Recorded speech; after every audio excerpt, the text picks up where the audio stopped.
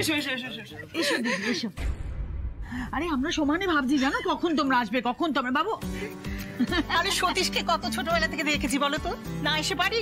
আচ্ছা জেঠিমা তোমরা এসছো, জেঠু কোথায়? আর বলিস না, দাদাকে এত করে বললাম চলো আমাদের সাথে চলো, বললো তোরা যা, আমি কেনাকাটা সেরে আসছি।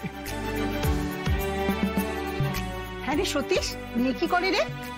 মেয়ে তেমন কিছু করে না গো, ওই একটা শোরুমে সেলস গার্লের চাকরি করে।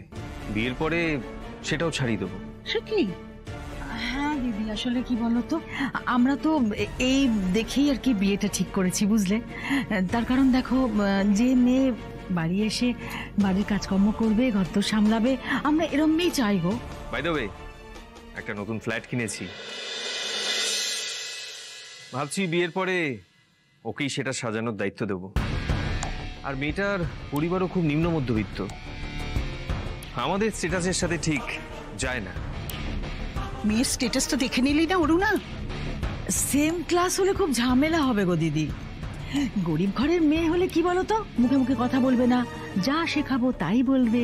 অরুণা, আজকাল কিন্তু এইভাবে কেউ ভাবে না। আরে প্র্যাকটিক্যালি ভাবো জেঠিমা, এই দেখো আমি যখন চাকরির সূত্রে কয়েক মাসের জন্য বিদেশে যাব, তখন কি ওকে নিয়ে যাব নাকি?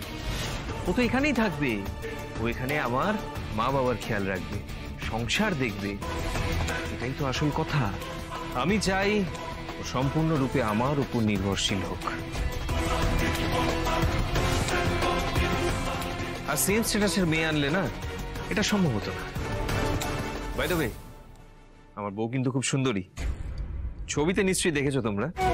আচ্ছা মা, তুমি জেঠিমাদের ভিতরে নিয়ে যাও, একটু গল্প টল্প করো, আমি তো ওখানে একটু প্র্যাকটিসটা করে নিই, কেমন?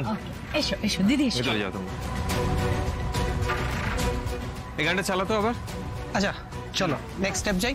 ওকে, নেক্সট স্টেপ কি আছে? রেডি?